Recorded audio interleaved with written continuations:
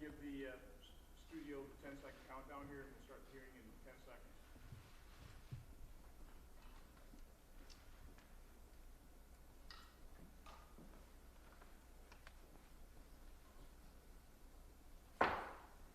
Good morning. This hearing will come to order. I want to first thank Acting Secretary Wolf for his service and for taking the time to come before our committee here today. I know you've got a lot of things on your plate here, so I think the committee truly does appreciate you taking the time out and coming and explaining what's all been happening and answering our questions. Your full testimony, full written testimony will be entered in the record. For my part, I'm going to read my opening statement, and then there will be a 2-minute video at the tail end of my statement. But I'll begin by saying the Federal Protective Service Officer, David Patrick Underwood, was 53 on May 29th when he was shot dead guarding a federal building in Oakland, California during a protest. His partner was also shot, but thankfully survived. News reports said the protests involving approximately 8,000 people turned chaotic and violent as demonstrators smashed windows, looted stores, and broke into a bank a few blocks from where Officer Underwood was on duty. The suspect had killed a sheriff's deputy a few days before. His anti-police views drew him to Oakland, where he saw the anti-police protest was an opportunity for more bloodshed. David Dorn was a retired police chief in St. Louis. He responded to the alarm going off at a shop owned by his friend during a night of anti-police protest that turned into a night of looting.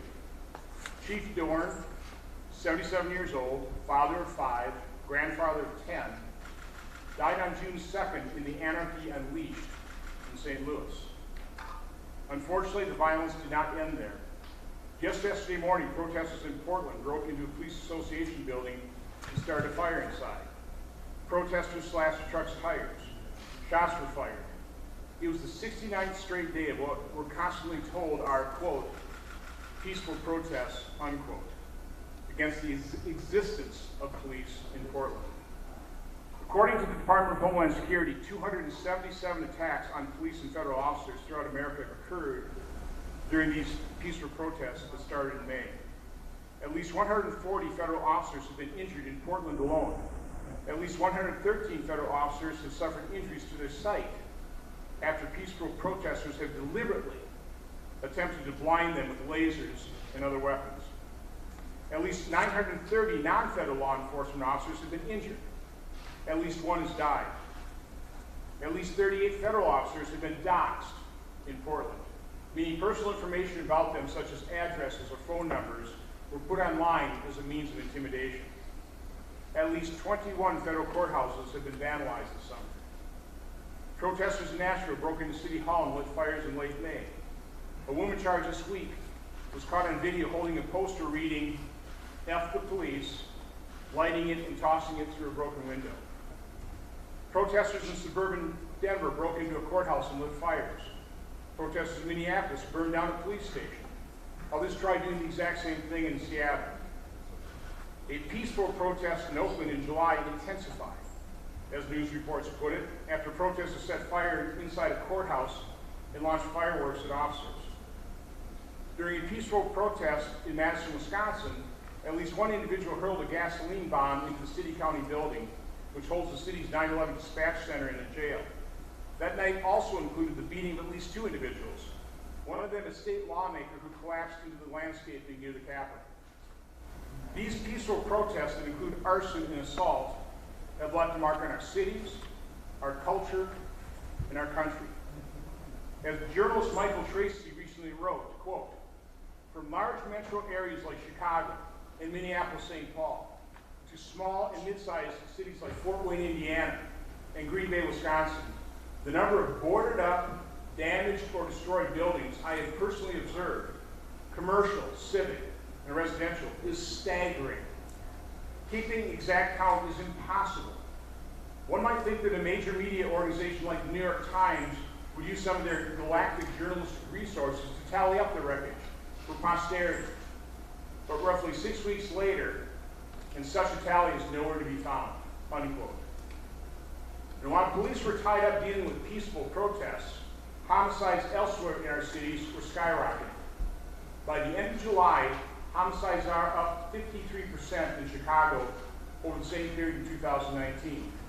In Minneapolis, murders are up 86%. In Milwaukee, 84%. New York, 29%. Atlanta, 34%. Seattle, 42%. Philadelphia, 33%. In New Orleans, 36%. And Denver, 46%. Those numbers measure the loss of human lives. Many are black lives that don't seem to matter much to the movement. Some are children. Some are children whose lives have been cut tragically short. Children whose lives matter. Their names matter. In Chicago alone, child victims include 15-year-old Terrace Malden, 15-year-old Jeremiah James, he was shot in the head, 15-year-old Michael Ike, 14-year-old Verando Jones Jr., 10-year-old Lena Nunez, 7-year-old Natalia Wallace, shot at a backyard party, 3-year-old Mikai James, killed when someone shot at her father's car in traffic, 1-year-old Sincere Gaston, killed when somebody shot at his mother's car. And that's just since Memorial Day in one city. These people died because criminals killed them. But they may have also died because police were constrained and prevented from doing their job to protect them. When you encourage disdain for police, you encourage criminals. When you do little or nothing to stop riots, you unleash anarchy. And when you encourage criminals and unleash anarchy, people die. And all of us suffer.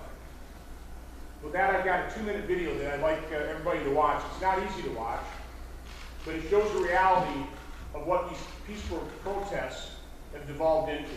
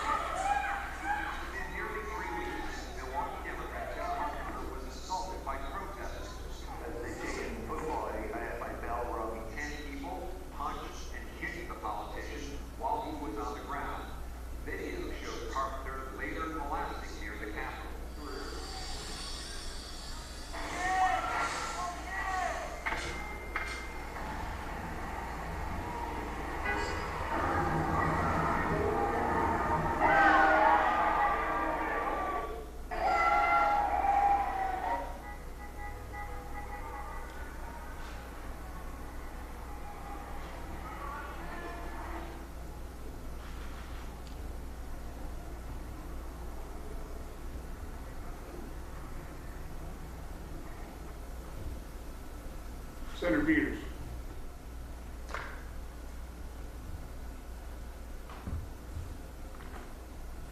Thank you, Mr. Chairman. Acting Secretary Wolf, appreciate you being here today. I know you have an awful lot on your plate, and I appreciate that time is precious.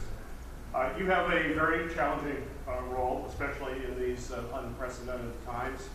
Nevertheless, I'm extremely disappointed with some of the recent actions DHS has taken under your leadership, actions that put at risk your ability to effectively protect the homeland. I do not dispute that the situation in Portland required a response. We can't allow a small number of bad actors who want to instigate violence or enforcement personnel take advantage of a peaceful demonstration and demonstrators that are exercising their First Amendment rights. However, DHS chosen response to this situation on the ground, I think, is unacceptable. Instead of working together with state and local partners, you sent a surge of federal personnel who did not have proper training to de-escalate a situation. Your heavy-handed tactics cause additional chaos, and I'm concerned that this singular focus on protecting federal property is distracting the department from addressing the threat posed by domestic terrorism. Last year, at my urging, this committee held the Senate's first ever hearing focused on white supremacist violence and domestic terrorism threats. We have seen far too many attacks in this country at the hands of white supremacist terrorists, attacks that have taken the lives of far too many Americans. When Americans were murdered in shopping centers or while at worship by domestic terrorists with ties to white supremacist movements, your department failed to respond with the same urgency that we saw on the streets of Portland. When one Federal Protection Services officer was tragically murdered and another was seriously wounded in the line of duty earlier this year, it was by Americans with ties to Boogaloo Boys, a movement rooted in white nationalism. Yet you still have not released a complete plan to combat white supremacist violence nearly a year after a long-delayed release of the strategic framework for countering terrorism and targeted violence. I want to know why your agency is not focusing on the threat posed by white supremacist violence in our country with the same sense of urgency. I want to know why your own Office of Intelligence and Analysis has no trouble sharing intelligence on journalists with police in Portland, but makes excuses for not being able to keep tabs on suspected domestic terrorists who frequent white nationalist forums online. The Department of Homeland Security and decisions made to keep our community safe should not be or ever be driven by politics. Terrorism is terrorism, whether it fits the ideological narrative of DHS leaders or not. DHS must never let politics define, limit, or overshadow the truth about the security risks that are facing our country. Instead of aligning your department's resources, personnel, and mission to tackle the white supremacist terrorist threat, you have chosen to focus on optics. I know that our law enforcement personnel put their lives on the line every time they go to work. I have fought hard in Congress to make sure that they have the resources they need to stay safe in the line of duty and return home to their families safe. But let me be crystal clear, the decisions this administration has made in recent months have put DHS personnel at unnecessary risk. And because you chose to escalate conflicts, you not only risk your officers' safety, you risk the safety of American civilians. Now more than ever, we need leadership at the Department of Homeland Security. We need coordination with state and local officials. We need to focus on the most prevalent and the most deadly threats that are facing our country. I continue to hope the department can juggle its complex mission, but what I've seen so far calls into serious question this administration's priorities when it comes to national security. I look forward to speaking with you today and continuing to work together to protect our national security and people. Thank you. Thanks, Senator Peters. It's tradition of this committee to swear witnesses, so please stand and raise your right hand. You swear that the testimony you give before this committee will be the truth, the whole truth, and nothing but the truth, so help you God. Be seated. The Honorable Chad Wolf is the Acting Secretary of the Department of Homeland Security. He has been serving in this position since November 2019. This role previously held numerous senior leadership roles in the department, including leading the Office of Strategy, Policy, and Plans, and serving as the Chief of Staff of the department. Acting Secretary Wolf. Chairman Johnson, Ranking Member Peters, members of the committee, thank you again for the opportunity to testify today. While many Americans are aware of the traditional missions of the Department of Homeland Security, such as aviation security, border security, immigration enforcement, and counterterrorism, just to name a few, many are not as familiar with the important mission of the Federal Protective Service, or FPS. FPS has protected federal property for almost 50 years and does so at almost 9,000 properties around this country. This responsibility was specifically provided to FPS through the Secretary of Homeland Security by the United States Congress. For over 60 days, federal properties in Portland, particularly the Hatfield Federal Courthouse, have been attacked by violent criminals, violent opportunists, and violent anarchists. I want to be clear. We see in Portland every day non-violent protests. The department is aware of the national dialogue taking place around racism and law enforcement practices, and we continue to support and defend every American's right to exercise their First Amendment rights. The violent activity that I will refer to today is not associated with those protests. The violent activity we see occurring between midnight and 5 a.m. began roughly around May 28th, with the mayor of Portland announcing an 8 p.m. to 6 a.m. curfew from May 30th to June 2nd. On June 1st, due to the level of violence well before DHS arrived in Portland, the Portland mayor asked the governor of Oregon to activate the National Guard to help protect facilities in the city. Over the course of June, DHS monitored the situation in Portland closely, began deploying additional FPS officers into Portland to protect federal facilities. And despite surging over 20 additional FPS officers throughout the month of June, in late June, it was clear we were overmatched. In early June, at the request of FPS officials in Portland, I directed additional law enforcement assets to Portland to protect federal properties as well as officers. Our federal officers have faced assaults from bricks, baseball bats, sledgehammers, Molotov cocktails, mortar-style commercial-grade fireworks, accelerants, IEDs, and other violent weapons. Since July 4th, federal officials in Portland have made 99 arrests. DHS officers have experienced 277 separate injuries. Those injuries range from minor to serious, to include several who may have permanent eye damage. I'd like now to play a short video of what our officers have faced during their time in Portland.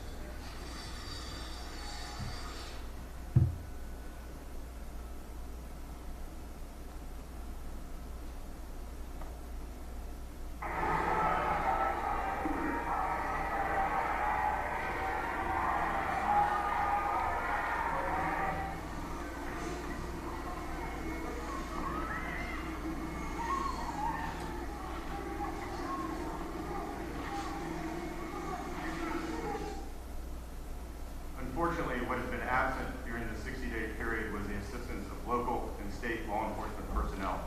DHS and DOJ officers were provided little to no assistance night after night in protecting federal properties and themselves. Local and state officials did not allow local law enforcement, to police the area immediately around the federal facilities, nor in the parks nearby, which violent opportunists used as a staging ground to prepare for their nightly assault on the courthouse and our officers. Local and state officials did not allow law enforcement to make any arrest, or repeat, any arrest, if the violence was directed at federal property.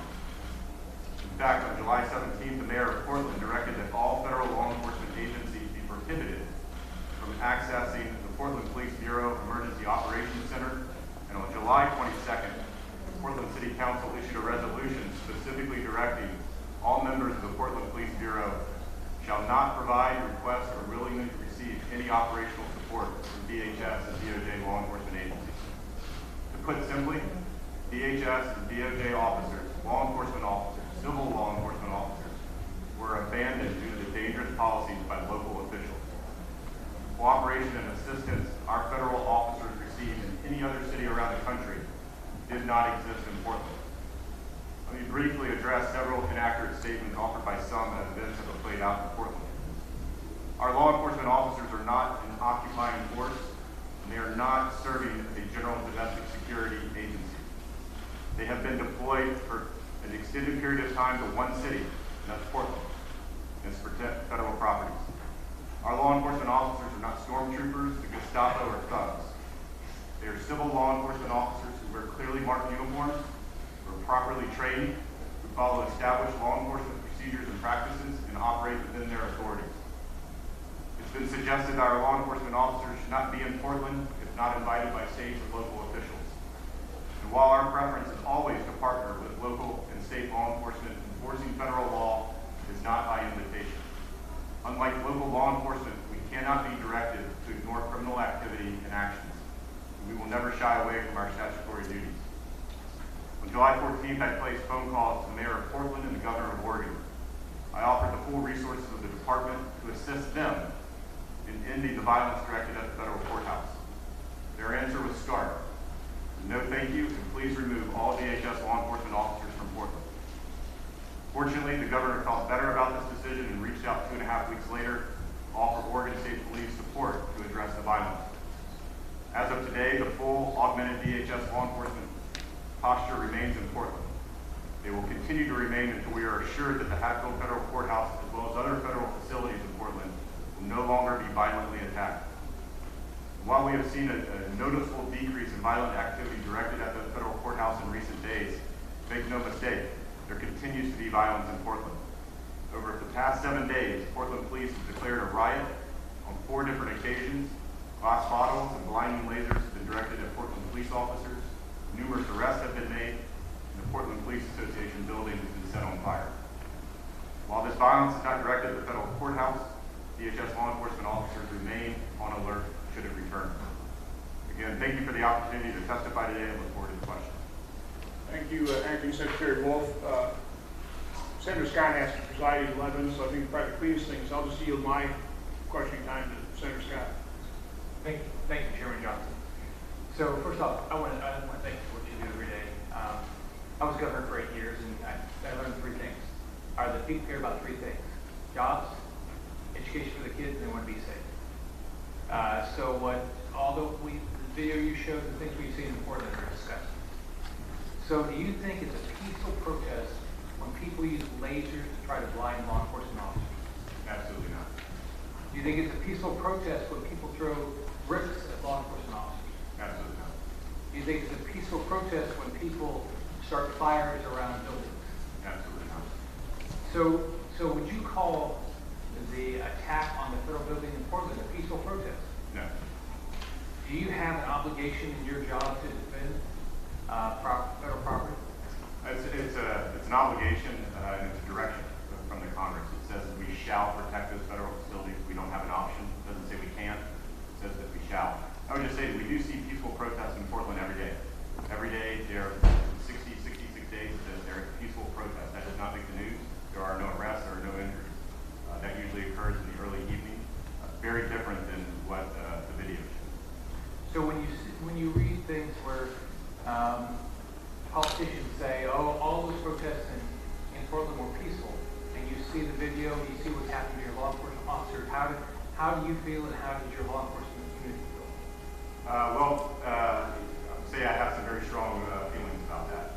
Again, I think what folks are doing, whether intentionally or unintentionally, they're confusing 2 different activities that are going on in Portland. Peaceful protesting and the violent activity that we see between midnight and 5 a.m. there every morning. Our law enforcement officers are doing their very best. Some of what you saw in the video, very difficult circumstances. They are behind a perimeter. They are inside a federal courthouse. They're inside that courthouse for the vast majority of the time. They only come out to defend the courthouse as it's getting attacked. And some of the language, I mentioned some of the language, stormtroopers, Gestapo, things like that. I think most reasonable Americans and almost all law enforcement know that that is an absolute lie. So were you surprised when the mayor and the governor didn't provide support to do the job of protecting federal property? I did. I think everyone understands that Oregon and Portland, there's an environment there of protesting, and so we certainly appreciate that. What we saw throughout June and into July is it going beyond that, becoming very, very violent. And when you don't hold individuals accountable, or you allow them to attack the courthouse and then step back across the street into a park to rearm, to come back to the courthouse night after night after night, it emboldens them. So what we see in Portland is an environment. If you go back to 2018, we had an ICE facility, a DHS ICE facility, for 28 days was laid siege to by individuals. Portland police, local officials did nothing for 28 days. We finally had to send in federal law enforcement assets to take that building back. So what should Congress be doing to be helpful to you? And well, first of all, why don't we talk about this? Talk about the people that have lost their vision. How many, and I So guess. I think you saw a little bit from the video the chairman with that green laser is what we're talking about. So that's a new tactic that we have seen that our Federal Protective Service officers have seen in Portland. It's very powerful. This is not the laser that your cat or your dog may chase on the ground. This is a very, very powerful laser. So it hits their eyes. It will heat up the nucleus of the eye and will give you permanent damage. We've been able to address that with some eye protection, but we have 3 officers that will likely lose some portion of their vision. And how many, have you heard a lot of sympathy for them through a lot of these national politicians? As they say, these people that throw bricks and start fires and do the lasers, have you heard any of them say, gosh, I'm worried about your law enforcement officers losing their vision? No, I think that's really disappointing. That's, I talk passionately about what we do in Portland, and that's because of the law enforcement officers there that are putting their lives on danger. They're getting injured. What I don't hear is any appreciation for that. The ranking member certainly did that in his opening statement. I thank you for that. But I hear very little of that. I hear very little of that from the Oregon congressional delegation. They have not mentioned DHS law enforcement officers, injuries that they have had, protecting a federal courthouse. Very similar to protecting the U.S. Capitol. If someone walked up to the U.S. Capitol and tried to burn it down, you would arrest them. I would hope the Capitol Police would arrest them. That's all we're trying to do in Portland, is protect the federal facility, seat of justice there in Portland. And how many law enforcement officers have lost their life since the protest started back in May? From a DHS perspective, it's the one that the chairman mentioned, Officer Underwood in Oakland, protecting a courthouse there. We've had numerous injuries across the country. The 277 that I mentioned just specifically in Portland, but we have many numerous ones that have been. Thank you, Chairman Johnson. Senator Peters. Thank you, Chairman Johnson. Again, Assistant Secretary Wolf, thank you, or Acting Secretary Wolf, thank you again for your testimony. And to be clear on the record, we are concerned about the women that put their lives in jeopardy every day to protect this country, and respect the job they do, understand that it is a very tough job.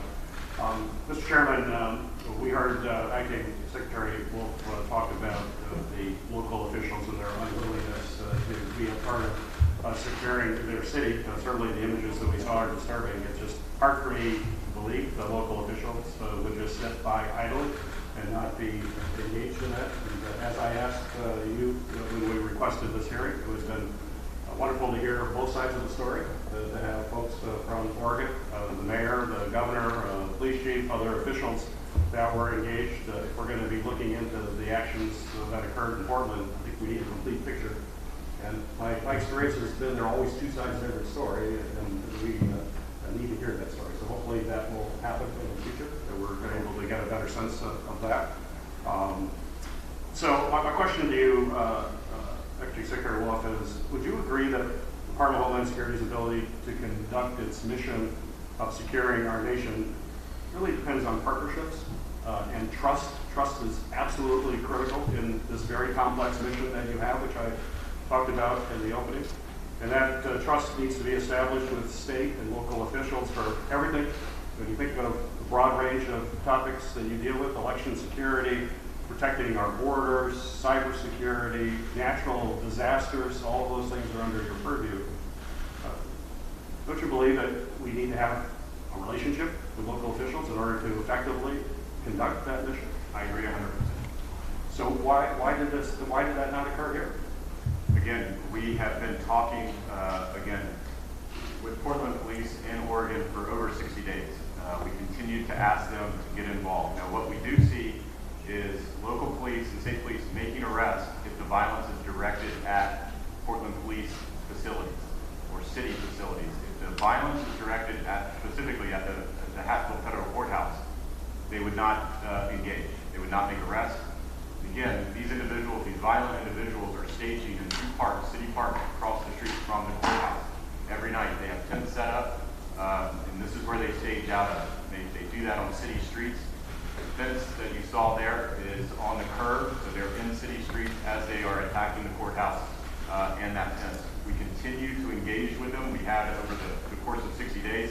As I mentioned in my opening statement, City Council passed resolutions that prohibited Portland Police from coordinating with federal law enforcement. even in their emergency management center. So even in an area where police talk together to deconflict, to make sure you don't have blue-on-blue incidents, that's currently not occurring in Portland because of some of the city council resolutions passed. Well, I'd like to read a statement to you by former DHS Secretary Chertoff. I don't know if you're familiar with that. He served under President Bush, Republican appointee.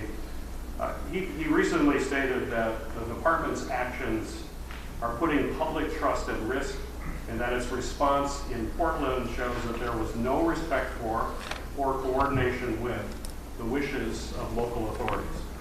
He went on to say, I believe that this is a dangerous precedent to set as our country faces so many threats that require these partnerships. Is former Secretary Chertoff wrong? So I certainly respect former Secretary Chertoff's service to the department and to the country, but absolutely on this point, he is dead wrong. How is he dead wrong? Again, I'm happy to walk you through exactly the coordination that we have tried to do with Portland Police. The mayor, I reached out to the mayor on an occasion to offer our support, to offer that coordination, to understand what's occurring on the ground, the events that are occurring, again, between midnight and 5 a.m. every morning. Don't believe that Secretary Chertoff, as well as others that have commented on DHS actions, really understand what is going on in Portland. I think they confuse peaceful protesting that we see usually takes place between 6 and 7 p.m. until about 10:30 at night. Again, no concerns there. It happens right across the street from the courthouse. There are no incidents. What we see at midnight, 5 a.m. is violent activity where we get no support from state and local officials. Well, as a result of what's happened in Portland, I certainly have heard an awful lot from state and local officials in my state concerned as well about what they have seen. And given the understandable concern that's being expressed following the images that we've seen, what are you doing to work with officials and communities that are participating in Operation Legend to build trust and some of the critical relationships that are necessary for us to accomplish the mission that you're I would answer that two different ways, Senator. One, what we see in Portland is very different than any other city across the country that we see when we talk about protecting federal property. We see a cooperative relationship between federal, state, and local officials, whether it's Chicago, Seattle, or any other major city where we have federal properties. There's threats and intelligence. Individuals are targeting those facilities. States and local law enforcement partner with us and help respond to that. That's different than what has been occurring in Portland for over 60 days, previously. So you're saying Portland's a one-off. Portland's one case. You're not seeing this all across the country. We shouldn't be worried about anarchy and chaos all across the country. I've been very clear about directed events at federal facilities. Portland is very, very different. Now, we do see targeted attacks in Atlanta and Seattle and other places to federal facilities. They have been damaged. But what we see in those cities is state and local law enforcement partnering with us to protect the facilities and then, again, hold those that are attacking those certainly accountable. When we talk about Operation Legend, which you mentioned is a Department of Justice led initiative, that's really to target sort of the violent street crime that you see in some of these major metropolitan areas. Transnational criminal gangs, illicit narcotics, firearms, things of that nature. So Department of DHS, they're our Homeland Security investigators, are partnering with the Department of Justice on that, but it is a very different activity than what we are doing in Portland. Could you, we're running well on time here, but Mr. Wolf, with DHS resources stretched, what assurances can you give us that combating white supremacist violence and domestic terrorism is truly a priority within your department and something that you will commit the resources necessary to combat? Absolutely. We've had several conversations about this. Again, the department looks at all forms of violent extremism, whether it's the far right, far left, and everything in between. Obviously, we're responding specifically to what's going on in Portland and other cities around the country. Again, in a different position at the department, I had the opportunity to develop the department's strategic framework for countering terrorism and targeted violence. That was back in September of 2019. Strategy outlines the dangers that we are seeing, the rising threat that we are seeing of violent white supremacist extremism, and lays out a number of actions. We're working on that implementation plan, I believe you referred to in your opening statement. We're also pushing out additional grants targeting this area as well. We have non-security security or nonprofit security grants from FEMA that also goes towards places of worship, faith-based communities that will also protect them against this. And then, of course, our cybersecurity and infrastructure security agency works with a host of partners and stakeholders regarding soft target security, making sure that those are shored up and against violent attacks as well. So, in closing here, I know that you put out the strategic plan, but what you really need to do is actually implement a plan. The plan is nothing unless it's actually implemented. You have not put out that implementation plan. We don't see a sense of urgency when it comes to creating that plan. What is your timeline? When should we see an implementation plan and actual concrete actions? Sure. So while we haven't published or put out an implementation plan, we are implementing many of the initiatives in that strategy. Let me get you an exact date on when we can get the implementation plan up. I know it's being finalized as we speak, and we will provide that to the committee as quickly as possible. Thank you. Senator Borkman.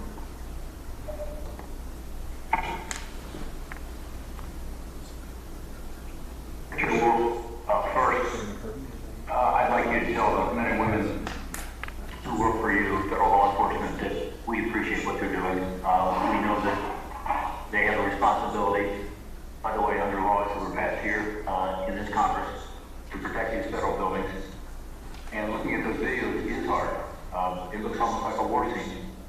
And so let them know that, the people I represent understand they have a responsibility, understand that they're putting themselves in danger, and it's appreciated. And just to back up a second, the tragic murder of George Floyd was something I think, all of us thought was horrible. And then we had protests and demonstrations all around the country in response to that, and in support of racial justice and equality. I think the vast majority of Americans fully support those demonstrations. If they're peaceful, and I think we have the right as Americans under the First Amendment to be able to protest, and we can never let that be taken away.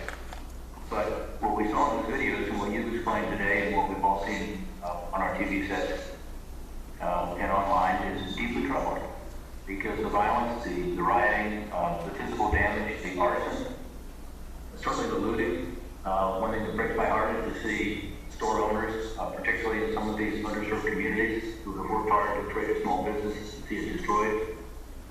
You can drive through almost every major city in America today and see stores that are boarded up. You can see it here in Washington, D.C., by the way, if you drive around the White House area, you'll still see a lot of stores and shops boarded up. The arson that we saw in the videos is extremely dangerous to everybody. And unfortunately, we've seen this accompany some of these peaceful protests, not all. And Portland is an exception, as you said, in terms of the attacks on the federal buildings. I guess the one question I would ask you is, what have you learned? The coordination with the local and the state officials has obviously been a huge problem. Lack of coordination, I should say. Sounds like that's getting better. It sounds like the governor and others are now working more closely with you. But what can you do better? The protection of the courthouse and federal building in general, I think, is again clearly within your mission set.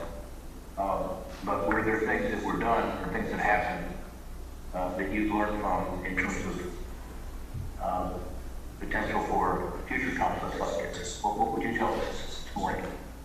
Well, thank you for the question, and I think it goes back to the ranking member's question about the partnership between federal law enforcement and state and local law enforcement. What we've seen is across the country, it works in city after city after city. Unfortunately, what we saw in Portland was the lack of that, and it allowed these violent individuals to, again, continue to attack a federal facility night after night with no repercussions, no one holding them accountable. So they became more emboldened night after night. We started seeing some of the weapons that they used became more and more sophisticated. At first, it was bricks, bottles, frozen water bottles, canned food, things that are hard that can be thrown at an officer. Night after night, 30 days in, 40 days in, there's no consequence to them doing that. So then they come back with commercial grade fireworks. Then they come back IEDs, and then they come back with power tools. They keep coming back because there's no accountability. So the lesson learned is making sure that there is close partnership with state and local law enforcement officials. Again, we see that in every other city around the country. Yeah. We see that now. Well, I think you make a good point. You don't want to have this accelerate, and so getting control of the situation earlier obviously makes sense. And I won't push you on this because I want to ask you about Operation Legend, but I think my question is more, what have we learned as a federal DHS, Federal Protective Service, law enforcement function that we could have done better? Was there nothing to have been done? Could that information have been provided in a way that was more compelling to be able to get that cooperation? I find it extraordinary that the cooperation wasn't there because I know every level of local law enforcement, state law enforcement, federal law enforcement typically has a passion to be able to coordinate and work together and do it well, even without direction often, just at the grassroots. But maybe you can get back to me on that as to what could have been done to try to make this relationship work better. On Operation Legend, it came up a moment ago, and I'd like to clear up some confusion about that. This has been something that has been confusing in my own today. My understanding is that Operation Legend is a follow-on to Operation Relentless Pursuit, which is about violent crime. It's not about these protests. It's not about what we've been talking about otherwise today. And Cleveland, Ohio is one of the cities that is apparently part of Operation Legend, will receive more funds and also more help, including help from DHS. My understanding is several DHS personnel will be part of the new Operation Legend, or the expansion of Operation Relentless Pursuit in Cleveland. And I think, the violence that we've seen in our cities, and I'm talking about violent crime here, is a big concern. I mean, we've seen an uptick. The studies I've seen even this week are that there's about a 24% rise since last year in reported homicides in 50 of our largest cities in America. Unfortunately, Cleveland is one of those. And so I think it's good that we're helping Cleveland to cut down on violent crime. I think, talking to the mayor about this, he also would like to see, obviously, a reduction of violent crime.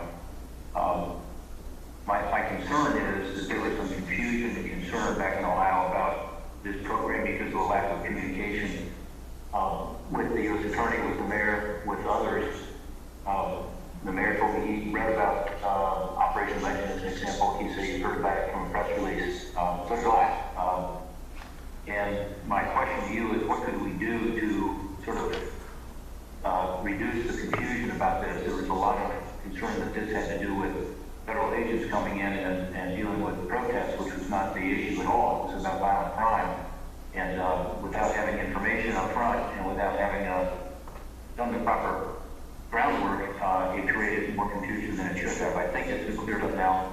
But I would just ask you, could you distinguish Operation Legend from, as an example, the situation in Portland? And can you tell us how DHS can do a better job in cooperating with local law enforcement, as well as some of our federal personnel, including the U.S. attorneys? Sure. Again, what we are doing in Portland is protecting a federal facility that has been under attack or was under attack for over 60 days. Operation Legend is not directed at federal facilities or protection of federal facilities. It's more to go against to address that violent street crime. HSI, Homeland Security Investigations, is part of ICE. It's partnering. It's a small partnership with DOJ as they go out into different cities. Specifically in Chicago is where we are most engaged. And HSI every day deals with drug trafficking, money laundering, weapons trafficking, and violent crime. And that's what we are partnering with ATF, DEA, FBI, Marshal Service in specific cities like Chicago, but across the country as well. So 2 different missions regarding Operation Legend and making sure that the coordination, the communication is there. It's my understanding that most Operation Legend initiatives are being run by U.S. attorneys in those various cities and various districts. So I'll certainly take that back to DOJ to make sure that partnership and that communication is there.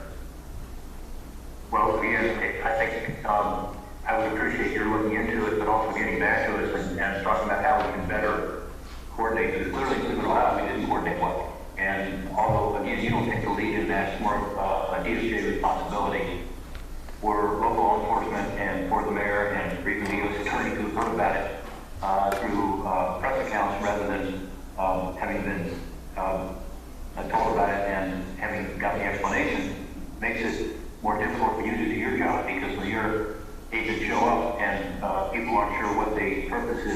makes it harder. So I just think it's a matter of simple communication, and my hope is that we can do a better job of that going forward. And again, I want to end with saying that I hope you will communicate back to people, the men and women who work for you, who are doing their jobs and doing it professionally, that we understand the sacrifices they're making and we appreciate it. Thank you. Senator Aston. Well, thank you, Mr. Chair and Ranking Member, for having this hearing. And I would just echo the Ranking Member's observation that it would be good to build on this hearing by also hearing from state and local officials. I want to thank you, Secretary Wolf, for your Acting Secretary Wolf, for your testimony today. And I also hope you will pass on my thanks to the men and women who work so bravely to defend our country and make us safe. And I also want to take a moment to mourn the loss of David Patrick Underwood, the Federal Protective Service officer who was killed in the line of duty in Oakland by a member of the guerrilla movement. Our country is undergoing a much-needed reckoning about our history and reality of racial injustice following the killings of George Floyd, Ahmaud Arbery, Breonna Taylor, and so many others. As we continue working to address long-standing inequities in our society, including in the criminal justice system, we must also conduct strong oversight of the federal government's response in recent months to the protests in places like Washington, D.C. and Portland, Oregon. That's why today's hearing is so vital. So I want to start, Mr. Wolf, with this question. The Washington Post and Politico recently reported that the DHS Office of Intelligence and Analysis compiled intelligence reports about journalists and protesters involved in the Portland protests. A second story also stated that Mr. Cuccinelli waived the requirements that DHS's intelligence office be subject to a review by DHS's internal civil rights watchdog, the Office for Civil Rights and Civil Liberties. That's extremely troubling. At the core of its mission, DHS relies on public trust and cooperation as embodied by the See Something, Say Something campaign.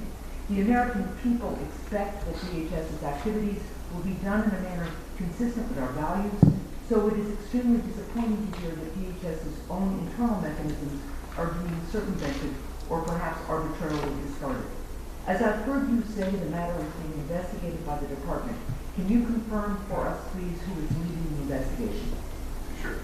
In the department, the Office of the Inspector General is performing that investigation. And we'll say, you mentioned two different issues, I think that are being conflated. So if I have just a moment to explain the situation. So, open source reporting program at DHS has been in existence since 2011. And so there were 3 instances that I was made aware of information being put out that also identified media or press individuals. As soon as I was made aware of what was occurring, I stopped the program, I stopped the practice, referred it to the IG, and again removed the individuals in charge of that directorate. And let me just stop you there for a minute. My time is limited, and I just want to drill down on one thing. Is the IG the only investigation going on of that issue? Of that specific issue, yes, I believe so. We have internal. INA has also an oversight function that is also looking at that. Okay, so then what I want to get to then is, if you have another internal investigation, given his apparent involvement in the waiving of the requirement that DHS intelligence activities comport with civil rights and civil liberties oversight, will Mr. Cuccinelli recuse himself from any matters related to that investigation? Again, the OIG investigation is separate and apart from anything that I would be involved in, that Mr. Cuccinelli would be involved But in. you mentioned an internal investigation somehow It separate. was a preliminary investigation, but as soon as the IG picked up the investigation or accepted That is now the only one. he just stopped. Okay. So the IG. All right. So Now, let's- specifically what, to go back to the CRCL question that you specifically Yeah. mentioned, I think they're being a little confused here. So we have raw intelligence reporting, and we have finished intelligence products. What Mr. Cuccinelli did was to remove himself if there was an issue with finished intelligence reports. And there was a disagreement between CRCL and the Office of Intelligence and Analysis. It would normally come to the Deputy Secretary to resolve. What he did is he removed himself from that. We left it with the Undersecretary of Intelligence and Analysis to resolve that. CRCL plays a role with that. CRCL also plays a role regarding collection requirements of raw intelligence as well. But what I think it's important to separate those things. Okay. What we saw in Portland and the open source reporting are raw intelligence products. All right. Well, thank you. We will follow up with you on that because I want to drill down and make sure we understand it. But it is a concerning report, and I appreciate the idea of taking it on. I want to move on to something else. As DHS personnel work to protect federal buildings and their occupants, it's critical that they take all possible steps to try to de-escalate any confrontations, both to protect themselves and others. So I want to build a minute on Senator Portman's line of questions about what DHS could have done better. Two of your predecessors at the department, who both served under a Republican administration, have expressed concern that that wasn't what happened in Portland. De-escalation wasn't what happened. Tom Ridge, our nation's first DHS Secretary and former governor of Pennsylvania, said that the way DHS officials were acting was, quote, not diffusing the situation, it exacerbated, close quote. Similarly, former DHS Secretary Michael Chertoff recently said that DHS's forces have taken a, quote, very belligerent, aggressive tone, close quote, toward the protests, and that their actions have, quote, poured gasoline on the fire, close quote, of a situation that now threatens to undermine the public's trust in the department. Mr. Wolf, have you spoken with former Secretaries Ridge and Chertoff? Do you agree with them that DHS should seek to de-escalate tensions when in the field instead of increasing them? I have spoken to both former Secretaries Ridge and Chertoff. I walked them through specifically what was going on in Portland. They asked a number of questions, and at the end of that conversation, they thanked me. They said they did not know all the facts, and that certainly informs their decision moving forward. Absolutely, we absolutely have to de-escalate. A lot of the training that Federal Protective Service, as well as the specific assets that we sent to Portland, are trained on de-escalation techniques. A lot of what we do, when you look at a 5-hour period every night, we are inside that federal courthouse 90 to 95% of that time. We only come out when there are fires being set, when there's enough individuals, there's thousands. We've seen anywhere from 500 to 5,000 individuals on that fence line. And at some point, you do have to disperse the crowd. You have to push them back because they will overrun. So we do a number of tactics that actually try to de-escalate the situation. Well, what I would appreciate, understanding that I'm just about out of time here, what I would appreciate is material from your department about the type of de-escalation training that you do. And I also, to follow up on where Senator Portman was going, would appreciate further conversation about what you've learned about what worked and didn't work. Because we've seen very disturbing video here today. There's also very disturbing video where federal authorities, are using batons on people who appear to be peaceful, right?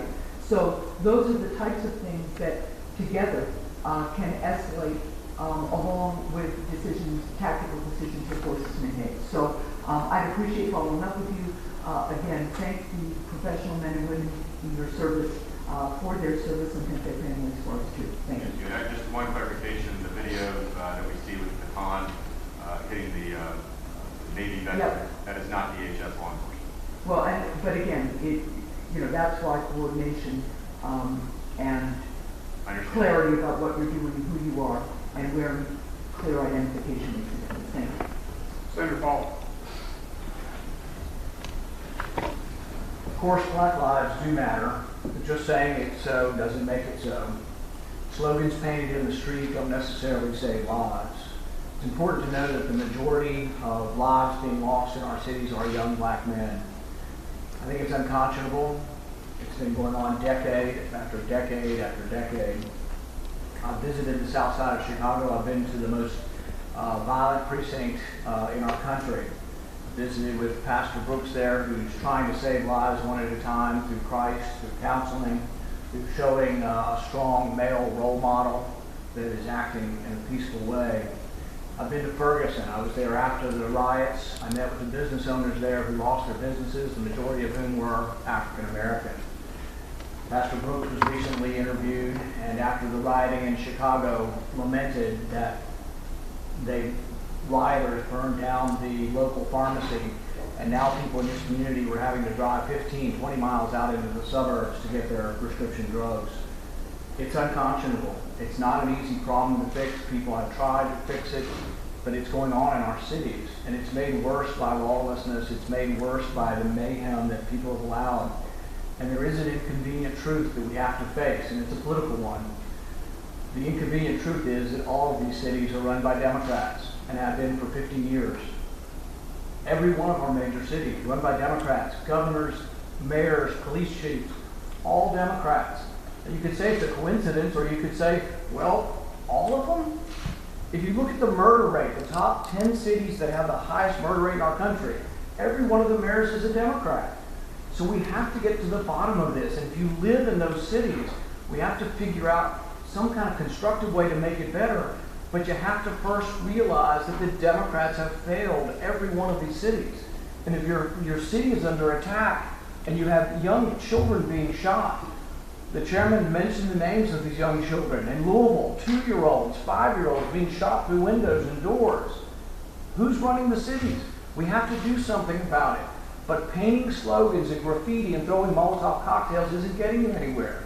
If you live in Portland, instead of throwing Molotov cocktails, instead of trying to burn the federal courthouse, maybe you should be gathering signatures to have a recall of the mayor who let mayhem and chaos happen in the city. Maybe we should be recalling the mayor of Chicago who's allowed this to go on. It's been going on decade after decade. Black lives do matter. But if they do matter, do something about it. And those who are at the receiving end of this, the young black men who are dying in Chicago, dying in these cities, rise up and say, my goodness, insanity is doing the same thing over and over again. Quit electing the people who are allowing your cities to go to rot and ruin, who are allowing the local drugstore to be burned down, who are allowing the businesses to be burned down that will leave the community and never come back. It is a disaster in our country, and people need to let the blame accrue where it will accrue. To the people who've been running these cities for 50 years. With regard to who should do this, my preference is that it be done locally. The Constitution reserves these police powers to the state, and primarily the police powers should be exercised in the state. It should be a rare exception that we have federal officers in our states taking care of things even as serious as arson, even as serious as attacks. But I do understand when there is mayhem and chaos, somebody's got to protect the federal buildings. My preference would be that if that has to happen, that they stay at the federal buildings, arresting only those who are committing violence when they commit the violence. And we are aware and careful that allowing federal police and allowing people to federalize police force and send it into our cities, that there are dangers to that. One of the checks and balances of federalism was not to let the executive branch have police, not to have the executive branch in our states. So I think we need to be very wary of the possibility for harm by federalizing police powers, sending them into these situations. And there have been some disasters already. Perhaps not your department, but the images of the young man being shot with a rubber bullet who had his skull fractured and his face fractured and maybe ultimately will be disfigured from this while he was simply holding up a speaker. Those are terrible symbols. And it's hard to be a policeman. The federal authorities haven't necessarily been, I think, steeped in the training that it takes to be able to try to put down violence, but at the same time not get in the way of peaceful protest. And we have to acknowledge, though, that this is a chaotic situation and it hasn't been peaceful protesting. So someone must do something. But I would say that the more constructive way of doing this would be to assess who are the officials, who are the political officials that run these cities and how they let us down. And it's time and time again, Democrats for 50 years running our cities and letting us down. And if you are, a family that lives on the south side of Chicago, you need to ask yourself, who's in charge of this city? And why aren't they doing something to protect my children? How come children are still being shot in Chicago? Who's doing it? Why are my local officials doing nothing? And the answer is, frankly, Democrats have done nothing for our cities for 50 years, and the people who live in our cities need to make a reassessment of who's been in charge of our cities. The only question I'd like to finish with would be the idea of police powers, and that police powers primarily should reside within the states and not the federal government. Do you have a comment on that? Senator, I would say that, again, Federal Protective Service, through laws that Congress has passed, have given them specific authorities to protect federal facilities. Now, when we talk about everywhere else in the country outside of Portland, any arrests that need to be made because there are individuals perhaps targeting or federal facilities are usually done by state and local law enforcement. So I would agree with you.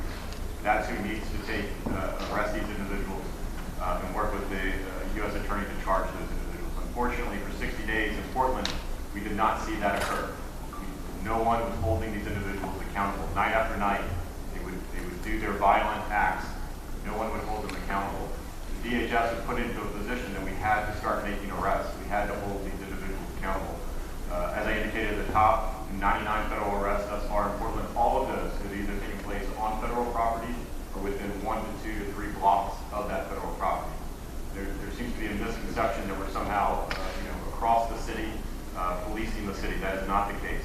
We are only targeting individuals that we see, that we know, and that we track take violent activities, criminal activities against that courthouse. Senator Rosen. Thank you, Mr. Chairman, Ranking Member Peters, Acting Secretary Wolf. Would you please convey and know that our thoughts and prayers are with the families of any officers injured in any of these attacks that were going on, and let them know that we're thinking about them at this time. But I do want to talk like everyone else about domestic terrorism, because this week we mark 1 year since the horrific terrorist attack in El Paso, in which 23 Americans lost their lives after a white supremacist targeted the city's Latino community in a deadly rampage. According to the FBI, white supremacists are the nation's most significant domestic threat.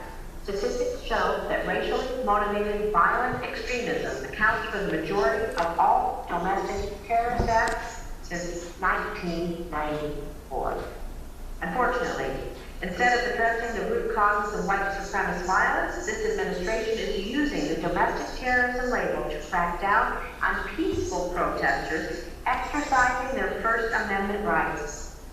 To justify the presence of federal law enforcement in Portland, Acting Deputy Secretary Ken Cuccinelli and other DHS officials have accused demonstrators, made up largely of students, veterans, mothers, nurses, and other Americans crying out for racial justice, of terrorism. President Trump has referred to his fellow Americans as a beehive of terrorists. Branding peaceful terrorists, peaceful protesters as terrorists is a tactic commonly used in autocratic societies, not in democracies.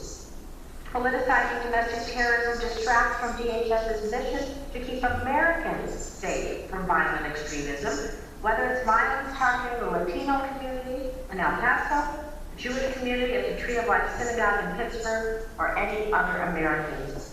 So, just yes or no, Acting Secretary Wolf, because our time is limited, do you agree with the FBI's assessment that the top threat we face from domestic terrorists stems from racially motivated violent extremists, particularly white supremacists? Yes, Senator. What I would agree with, and I have been on record in our strategy back in September of 2019, does support a growing threat from domestic individuals here in the U.S., to include white supremacist extremism growing here. We see the number of incidents rising. And again, as I outlined to a question, I believe, from the ranking member, the department has taken a number of initiatives to address that. Let me just comment really briefly on a comment that you made that I strongly disagree with. DHS law enforcement in no way is cracking down on peaceful protesters in Portland. That is not accurate. I'd like to claim my time back and follow up on ranking members Peters' question. Thank you. This administration has gutted DHS budget to combat domestic terrorism, including by closing offices and cutting programs. Does the department have the resources it needs to prevent white supremacists from escalating their hateful rhetoric into violence? Yes, and again, we have actually increased the number of funding to our grant program for targeted terrorism, targeted violence and terrorism prevention. We have a number of individuals dedicated to this mission. And I will just say that from DHS's perspective, we don't investigate these. Obviously, that's the Department of Justice. What we do is training, information sharing, and outreach to different communities to make sure that they have the resources they need to do to respond to this. So the department is doing that. We're doing that in a fulsome way. We have a grant program that's going out. We've increased the number of staff in that office. And we are implementing, as I responded to the ranking member,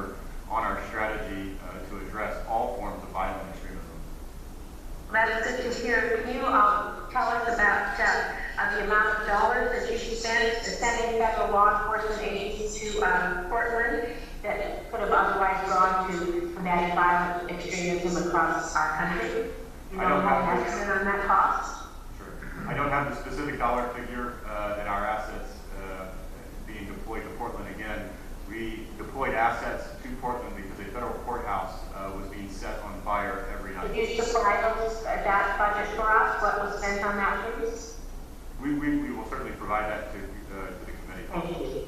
Thank you, I appreciate it. I want to move now to talk a little bit about DACA. You know, while you send law enforcement to major American cities without the consent of state and local leaders, in the background, DHS is you're taking steps that's going to harm our dreamers, hundreds of thousands of them nationwide.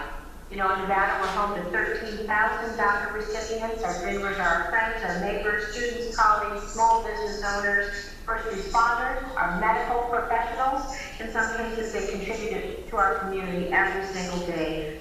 And the U.S. Supreme Court recently sided against the administration in its quest to end the DACA program, concluding that its termination of DACA was arbitrary and capricious, and declaring that the matter be remanded to DHS so it may consider the problem anew. In other words, you, as acting DHS Secretary, have the power by choice to protect dreamers by preventing the DACA program from being terminated.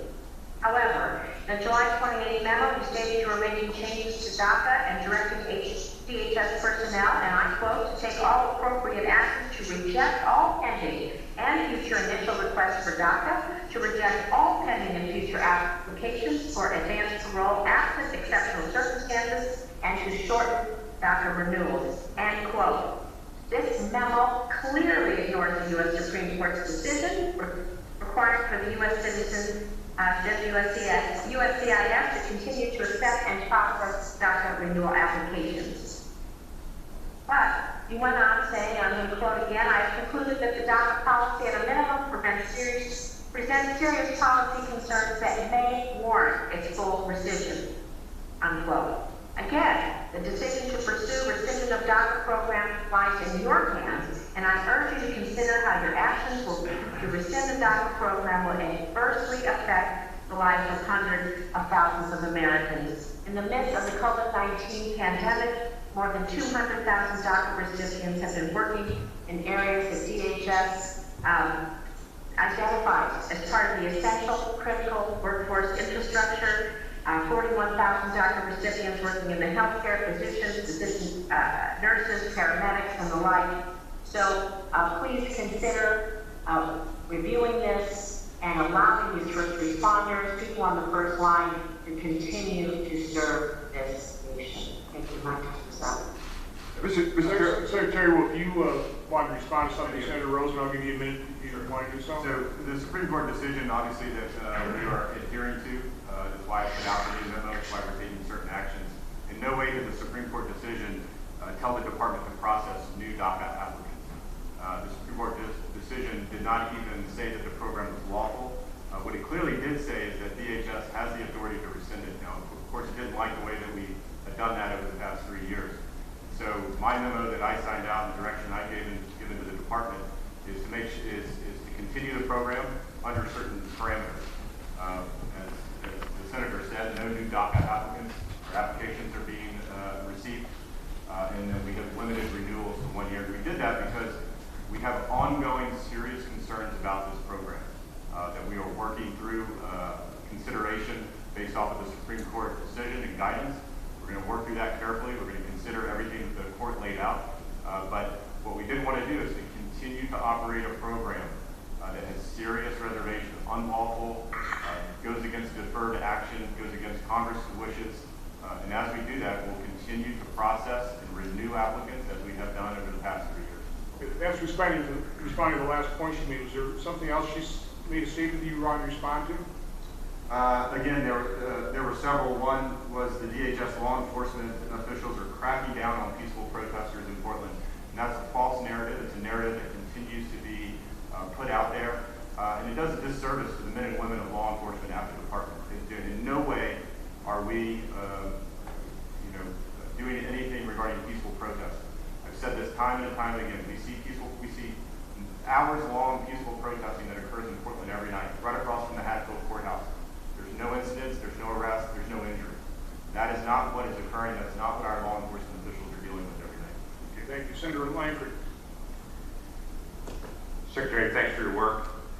Please pass on our gratitude to the men and women of law enforcement that serve with you around the country, but especially those that are serving in Portland right now. I am astounded at some of the conversation that I've heard even during this hearing, but most certainly over the past several weeks about the men and women that are serving there every single night. Please tell their families thank you. They are sending out their loved ones to be able to travel to Portland. And as we discussed peaceful protests across the street, your law enforcement have had 277 injuries.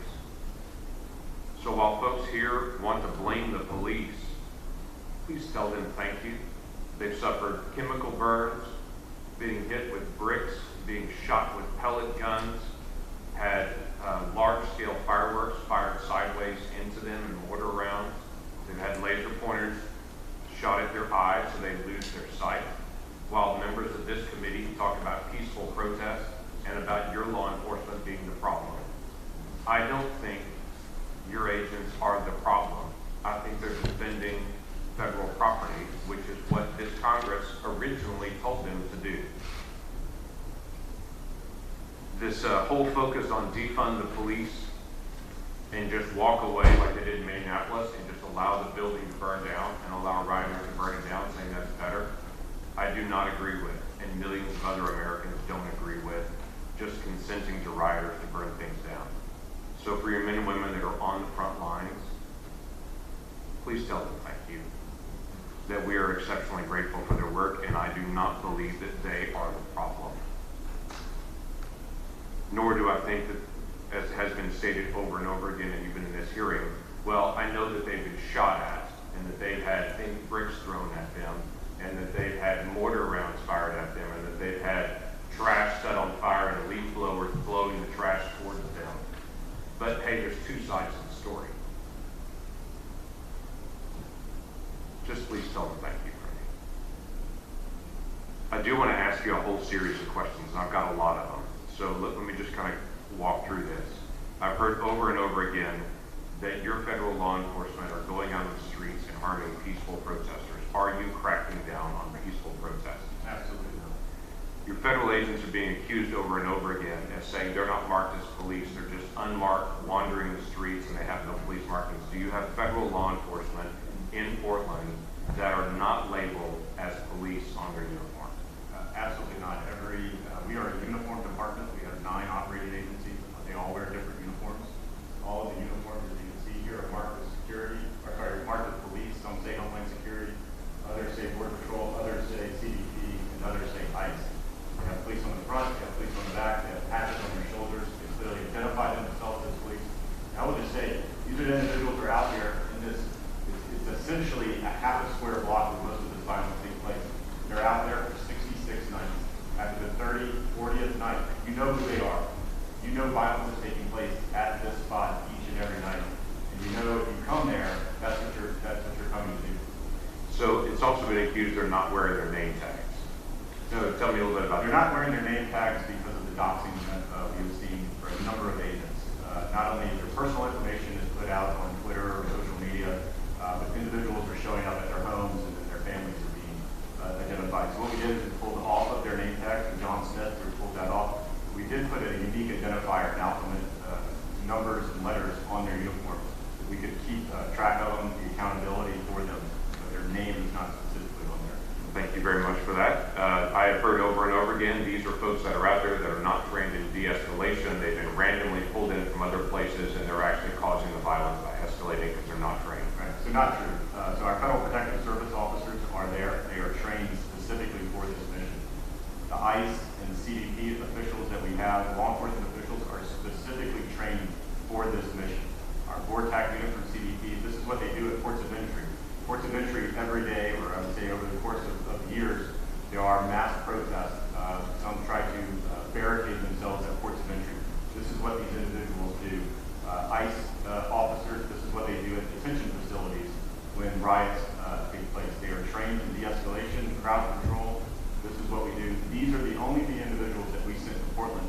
did not send law enforcement and Coast Guard or TSA or anyone else to Portland. They are not trained. It would not have been appropriate for them to do that. I've heard over and over again that federal agents are wandering the streets of Portland, arresting people randomly. Snatch and grab is what I'm hearing from my Democratic colleagues, that they're just out there unlabeled, unmarked, grabbing people off the streets and putting them in unmarked cars. So again, not true. We use both marked and unmarked vehicles. Again, what we try to do is de-escalate the situation. So as an individual was throwing a Molotov cocktail at the federal courthouse, they didn't disappear into a group of 500 to 1,000 or 2,000 individuals. What we don't do is try to go into the middle of that group. That's dangerous for our law enforcement officers and others. What we try to do is to keep track of that individual and then begin to question that individual or arrest that individual when he breaks away from a group. So it de-escalates the situation. We've done all of our arrests, all 99 arrests that I talked to earlier, on federal property or within 2 to 3 blocks of that federal courthouse. So I've also heard over and over again you're not cooperating with the local law enforcement or that the local officials, and they are depicted by Democrats on this committee as Oregon's just so cooperative, they've been so helpful and friendly, you have not reached out to them.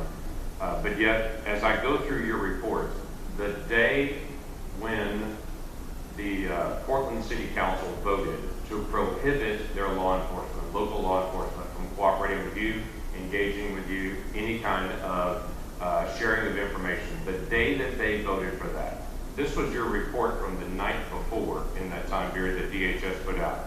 The report was around 10:20 local time, violent anarchists began a nightly assault on the courthouse. Rioters began to barricade in front of the courthouse, assaulted officers inside of the courthouse with lasers, which can cause permanent blindness. After repeated attacks from rioters, the plywood coverings at the front of the courthouse began to buckle. A group of rioters vandalized the south entrance of the courthouse with spray paint. In response to the rioters' assault, federal officers were forced to leave the building because they'd been inside in order to repel the mob. When they did so, they were immediately assaulted with lasers and a variety of objects designed to inflict harm. Crowd control measures were deployed to try to redirect a large amount of people in the courthouse vicinity. Rioters responded by using cars to block movement on the street. Rioters began to use wooden boards to block the main courthouse entrance with officers inside. They hurled projectiles in front of the courthouse and charged the doors. And then also this story as well, that in the early morning hours of July 22nd, that's the day of the vote when they said for police not to cooperate with you, a group of individuals gathered in an exterior entry in the Hatfield Federal Courthouse. Several members of the group, including Mr. Mazza, began removing plywood attached to the front of the building to protect the damaged glass facade. After the group successfully removed the plywood sheeting, Mr. Mazza made multiple attempts to kick in the window, struck it with a metal object, repeatedly pounded on it with what appeared to be a hammer. Shortly thereafter, a number of people successfully removed the entire wooden structure protecting the courthouse entry, and an unknown individual broke one of the windows. After this breach, Mazza walked towards the building carrying the cylindrical objects, then appeared to light a fuse, connected to the object, placed it inside the broken window. A short time later, the object exploded in close proximity to law enforcement officers exiting the building through a broken window, and injuries were sustained. That was the night before Portland voted to make sure law enforcement wouldn't cooperate with you in the night after night after night. These are the peaceful protests that are occurring that members of this committee continue to blame your officers as the problem when that's actually happening on the street. So thanks for clarifying what the news is not reporting, and just tell your folks thank you for standing up for what's good and right. Thank you for that clarifying line of questioning, Senator Langford. Senator Romney.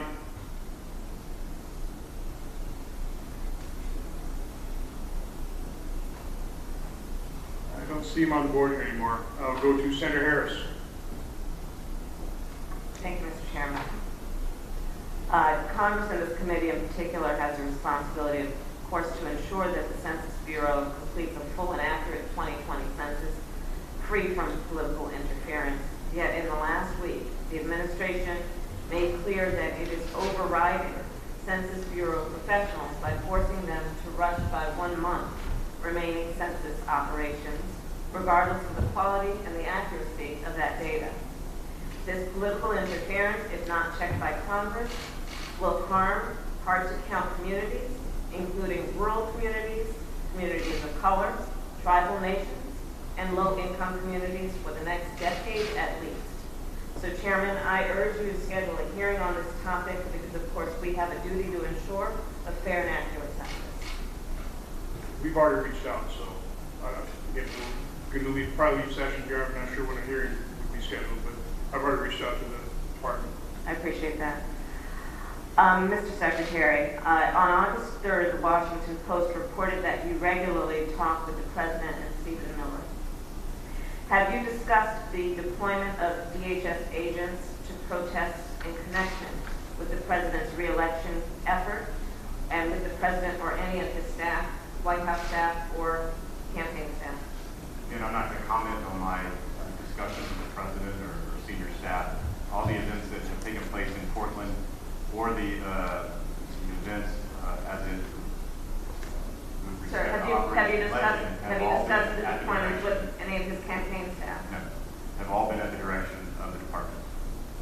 I'm not sure if I heard your answer. Have you discussed the deployments with any of the President's campaign staff?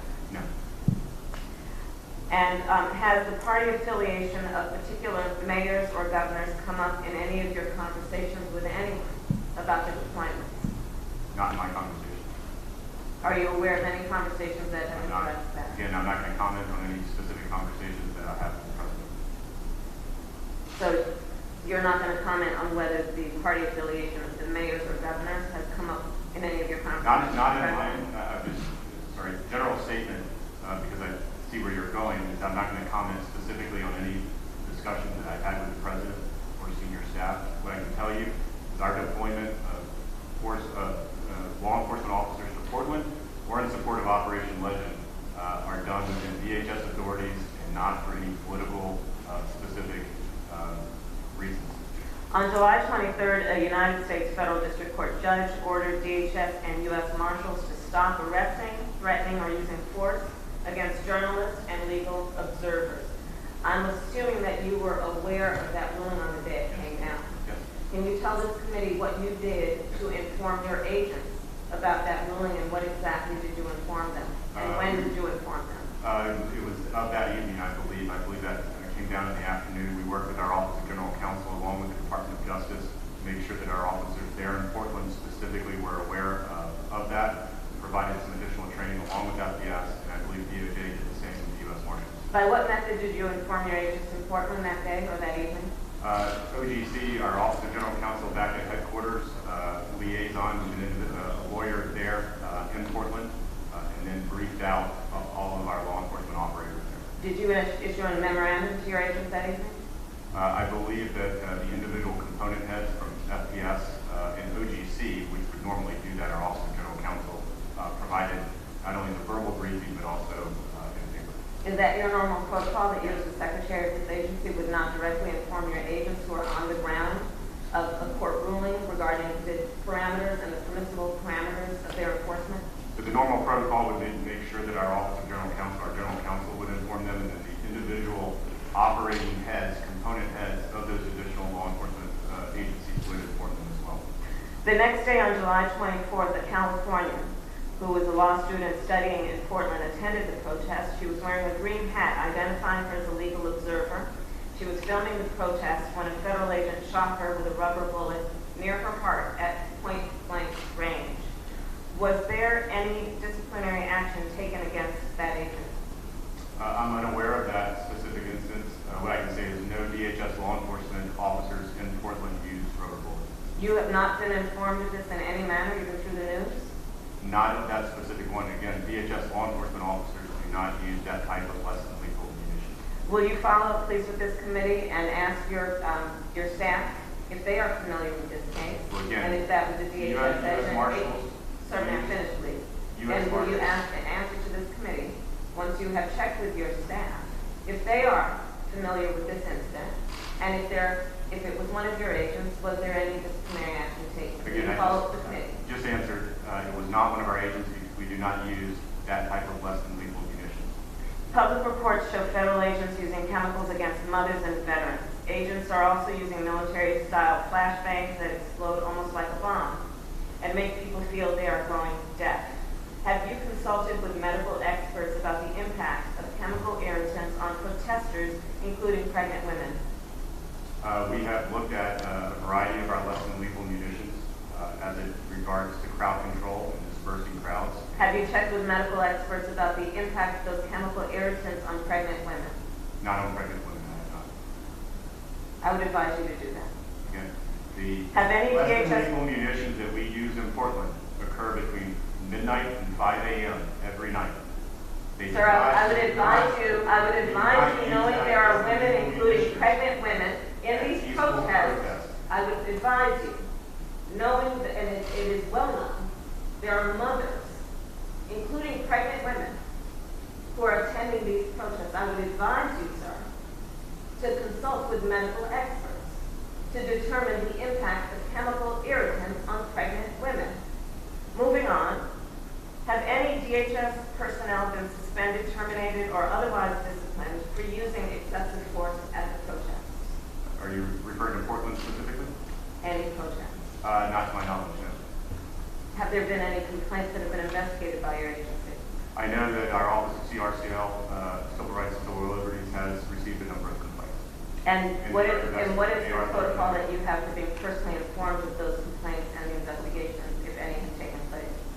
CRCL, as I know, is looking into them. We have the DHS OIG is also looking, has an open investigation as well. And at what point does it come to you? It would come to me after the investigation is complete. My time is up. Thank you, sir. Senator Wolf. Thank you, Mr. Chairman. Thank you, Mr. Secretary, for being here. Can we just start by, is it your estimation that the riots that have been occurring in Portland around the federal courthouse are coordinated and organized operations against federal property and law enforcement? We have seen certainly some coordination involved there and organization in there. Some of the tactics that they use are very similar to law enforcement as well as military. Why do you believe that the rioters have chosen, the violent rioters, we're now talking about the ones who are firing munitions, who are attacking federal officers, who are doxing federal law enforcement, why is it that they've chosen to target a federal courthouse? Is there some symbolism here? I'm not sure because it's interesting because, you know, obviously the seat of justice there in Portland, a lot of lawsuits that I'm sure some of the individuals that are peacefully protesting that want to see some changes in law enforcement are taking place in this courthouse. What we see on the side of the courthouse is, you know, they want to burn it down there. They're very, very specific about that. They're on social media about that. Again, what I would say is night after night, for 60 nights, someone showing up at 3 a.m. on a site that has been very violent night after night, not a peaceful protester, not a mother that wants to peacefully protest at that courthouse. They're showing up for a reason at 3 a.m. That's to do damage to the courthouse or our office. You've been to Portland yourself, haven't you? Yeah. You've been on the ground, you've seen the situation. What are the law enforcement officers who are there on the ground protecting this property? What have they told you, and what do you think that they might like this committee to know? They are, my DHS law enforcement officers who I met with while I was there are extremely frustrated, or they were, I would say, before Oregon State Police got involved. They are extremely frustrated. They are a target each and every night. They are in a courthouse, and you have these violent individuals that are staging in city parks, on city streets, coming out of various directions. They know which entrances we come in and out of that courthouse at. They have a target and it's very specific. So they feel under attack each and every night. And they were looking for state and local law enforcement to step up, control their parks, control their streets, and make arrests. Let's talk a little bit about the doxing. You referenced this, and just to give us a better idea of what's going on. I understand that at least 38 law enforcement officers in Portland, federal law enforcement officers, were doxed, meaning that their personal information, including perhaps where they lived, their personal residence was made publicly available. I think we can all agree that this is the worst form of sort of a public, it's really a form of social terrorism in a way. I mean, to try and get these folks, put them in danger, put their families in danger, discourage them from undertaking their responsibilities. Can you describe for us in more detail what happened in that instance and who you think was responsible? Yeah, what we see, again, open source reporting is information that's put out on Twitter or on message boards that are identified by violent individuals that are taking place in Portland. It's exposing their personal information. It's not only those individuals, it's also the individuals that we have brought in, where they're staying, certain hotels that they're staying at are being put out on social media. We see them, and we've had to beef up security very dangerous. It's just as dangerous as being in that courthouse. Once they leave, their danger doesn't go away. The threat doesn't go away from them. So individuals that we have there, night after night after night, not only having to fight the fight between midnight and 5 a.m., and also when they leave to go back to their hotel units. And you just referenced this in terms of what you're doing at the hotel. Give me some sense of what measures DHS is taking to protect both the officers who have been doxxed and then others who are there serving, carrying out their responsibilities, trying to keep federal property and citizens, law-abiding citizens safe. What are you doing to protect them? Each of our law enforcement agencies, whether it's FDS, whether it's ICE or CBP, certainly have protocols that are put in place once a law enforcement officer's information is put out on social media. So making sure that we can pull that down as much as possible. Once it's out, it's very difficult to do that. But making sure that they are protected as well. We have a chief security office of the department that obviously looks into all of this as well. So we're doing our very best. Now, while they're there at the courthouse, they're very safe, they're very secure. We make sure that they come in well before any of the violent rioting starts, and then they'll stay at that courthouse until it's done. Just one final question on this, on the Portland situation. It's my understanding, and I think you referenced this a moment ago, that the Homeland Security Act of 2002 actually charges the Homeland Security Secretary with protecting federal buildings and grounds. And that's a statute passed by this body, by the United States Congress, and that there is therefore a legal obligation for you to undertake the protection of federal property. Can you just elaborate on that? No, it's absolutely right. 40 U.S.C. 1315 directs the department, directs the secretary, and then FDS as an extension to protect federal property. And I think a lot has been made about us sending additional law enforcement. What we saw in 2014, Secretary Johnson, DHS Secretary, sent additional law enforcement to FDS sites across this country as the threat warranted. The threat warranted it, in this case, as well in Portland, and that's what we did. I want to, just in my remaining time here, talk a little bit about Operation Legend, which is happening across the United States. DHS is involved with that. It began in my home state and in the city of Kansas City, where a young boy, 4-year-old, Legend Telefaro, was killed by gunfire while he slept in the early morning of June the 29th. Can you just elaborate for us on DHS's role in Operation Legend? Sure. We are supporting the Department of Justice, mainly through our Homeland Security investigators, those are our DHSI agents, part of ICE.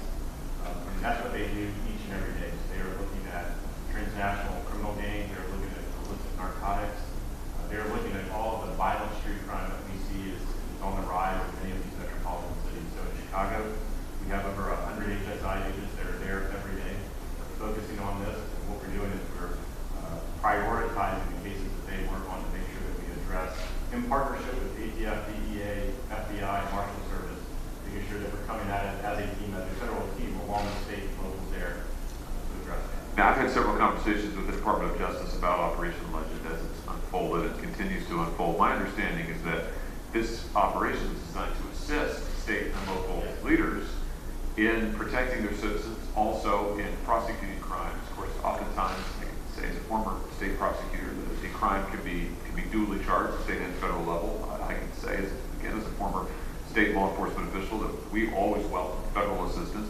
But is it your understanding that this operation is designed to assist the state and local leaders? And how would you assess so far the coordination and communication between state and local leaders, and at least what you're seeing at DHS? It was certainly designed that way, and I think it's working very well. We've seen it work in Kansas City, St. Louis, Chicago, and a number of other cities. And I think what you see is mayors and other elected officials in those cities, once they understand what it is, once they understand that we're there to work with them, designed to go after some of the violent crimes, you see them saying, great, I welcome you into my city.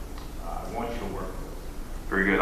My time's expired. I just want to say in conclusion, thank you to the DHS law enforcement officers. Thank you to you, Mr. Secretary, for your service, but thank you especially to the law enforcement officers who are out there putting their lives on the line. I know that they don't have to do that. They're choosing to serve in this way. They're choosing to go out and to try and keep safe American citizens, federal property, just like the Capitol Police do every single day in this building, just like the law enforcement do at home, who keep us safe.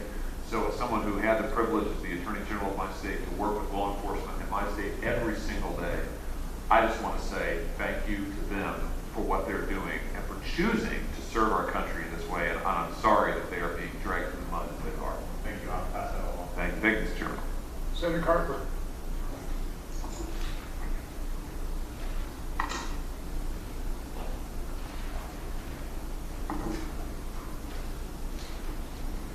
Tom, you're up. Can you unmute?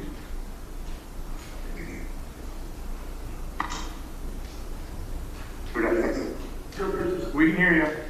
Thank you. Mr. Secretary, thank you very much for joining us. Long before I came to the U.S., I was a Boy Scout. I was a silver patrol cadet. I was a midshipman. I was a Naval Flight Officer. Today's last Vietnam veteran still serving in the U.S. Army with John King.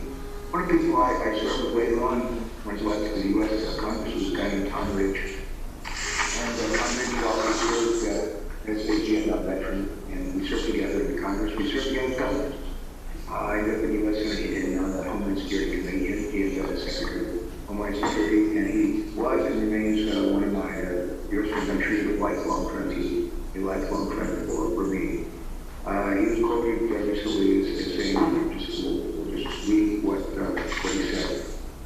Again, he was Secretary of Homeland Security during George W. Bush's administration. He said, quote, "You may have statutory authority to do certain things, but that doesn't always mean it's the right thing to do. The insertion of a SWAT team like this is not diffuse the situation, exacerbated.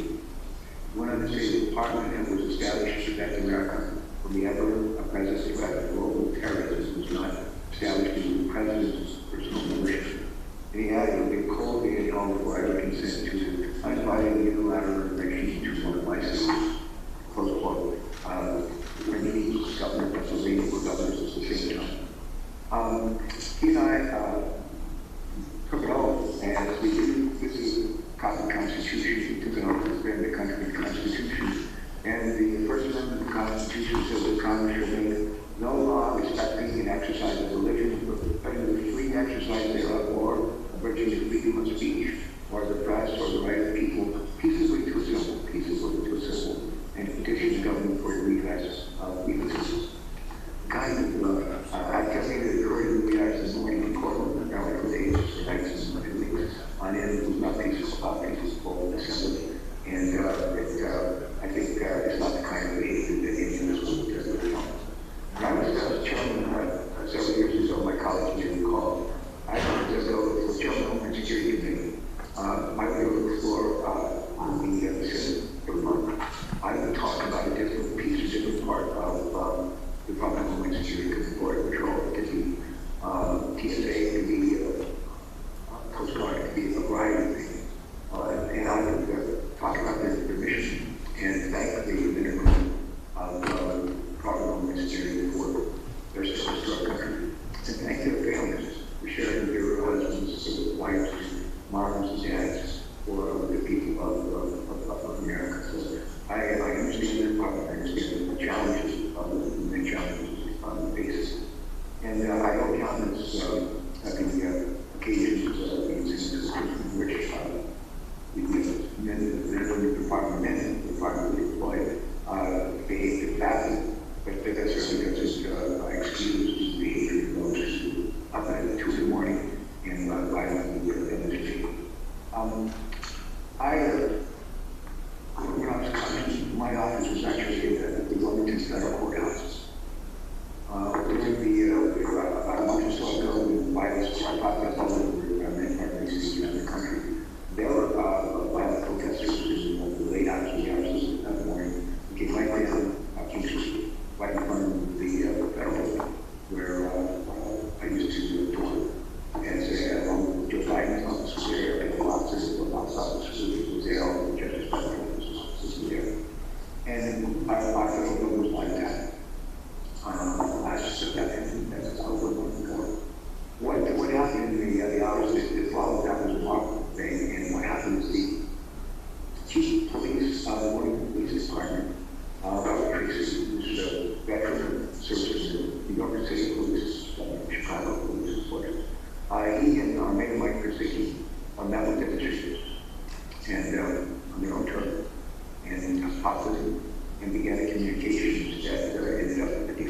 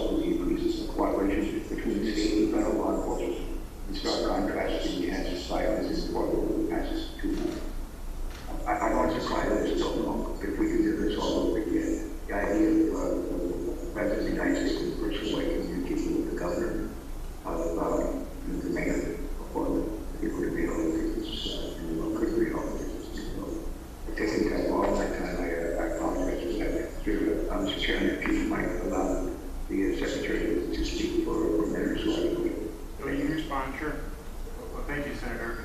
Apologies, it's a little difficult to hear, but let me take a couple of those comments and questions in order here. I appreciate you holding up the Constitution. That's exactly what the men and women, the law enforcement officers of DHS defend every day, the ideals in that Constitution, to include the First Amendment. As I've said here, we both support and defend individuals who are going to peacefully protest, but again, what we see in Portland is absolutely the opposite between midnight and 5 a.m. for 60 days straight. So I just want to be very clear on that. Regarding Portland and a failure to communicate, I would disagree. There's been no failure to communicate. We've been very, very clear on what we need from state and local officials and law enforcement. For 60 days, they refused to engage. Finally, the governor reached out, and now you see Oregon State Police patrolling the streets, patrolling along with Portland police around that federal courthouse. And guess what?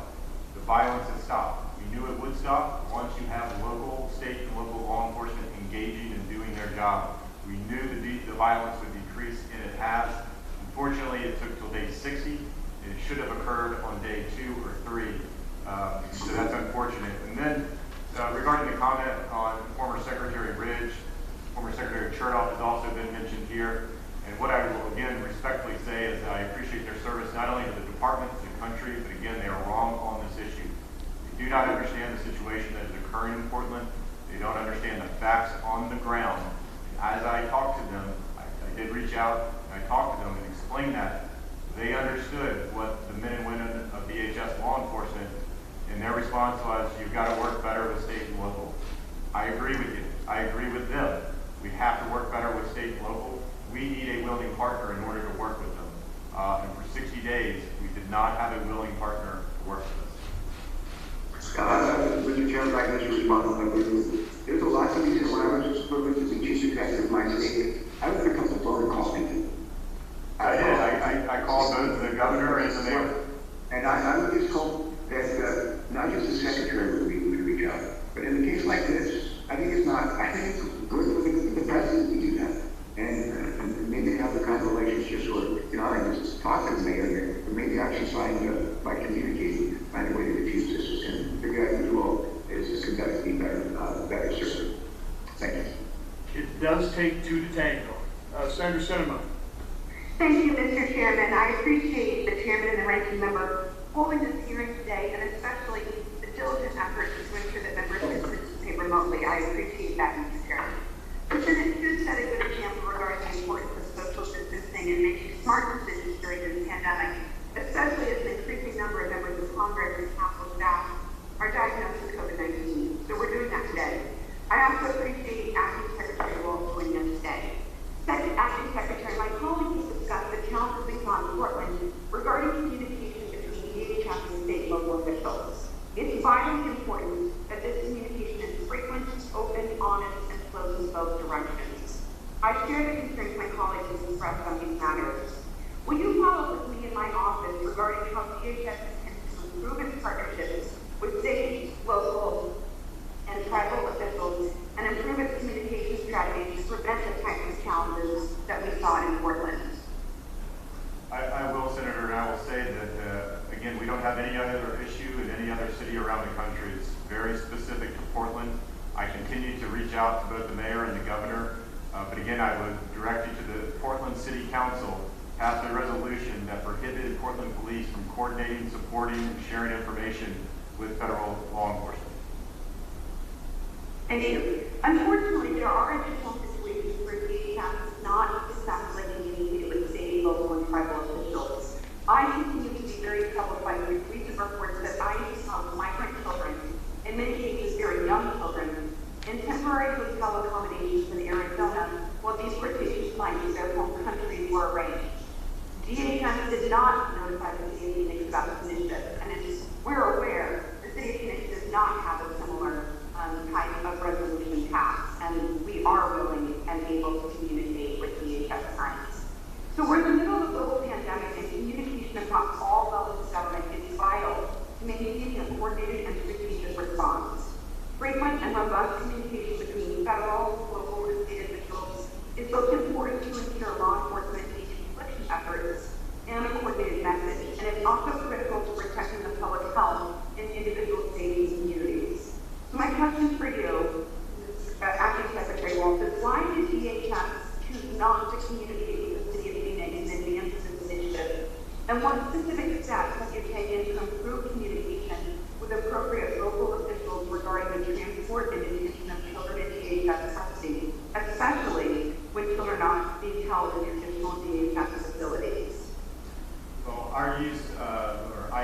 issues specifically of hotel housing accommodations have been ongoing for decades, so it's nothing new.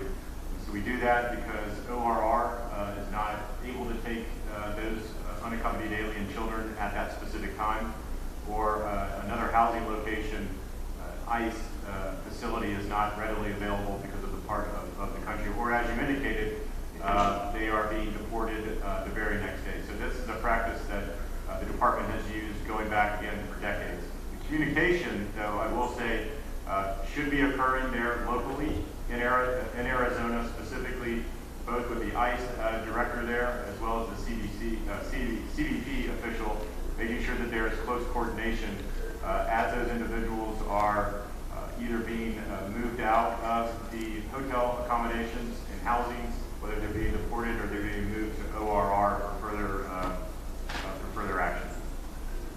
I appreciate that. I'd like to follow the news that have happened in the future. As you mentioned, it's been going on for decades, and I think it will continue to occur. In a state like Arizona, where we have high levels of African and deportations, we want to solve this before it continues. Since the initial report of this situation, the identified hotels have said they will no longer allow migrant children to be held at their properties. So is ICE continuing to hold children in non-ICE facilities now? And if so, where are they being held? And if not, can you tell me where the population of migrant children are being held? Again, we have contracts that have been going on for decades to house individuals that we are in the process, or in the course of processing. Again, it's a UAC moving those from DHS custody to ORR, HHS custody, or to deport them. And as we do that, and from a family, we also do that with family units as well. So we do that not only using ICE housing facilities, detention facilities, and we have several of them in Texas and in Arizona, but we also continue to use that with housing accommodations as well. So are you using additional hotels other than the ones that they will no longer accommodate ICE requests to house immigrant children? Yeah, so we continue to work with local hotels, and again with our contractor that mans and supports that. So we continue to use that moving forward. We understand, again, some hotels fall on and off of that contract, and we continue to use that as a way to house the individuals that we are picking up that are legally have no right to remain in the U.S., and we continue to process them. So if I were to communicate with the mayor of Phoenix, Mayor Gallego, she would be aware of the current situation and migrant children being housed in non-ICE facilities inside the city of Phoenix, including other hotels.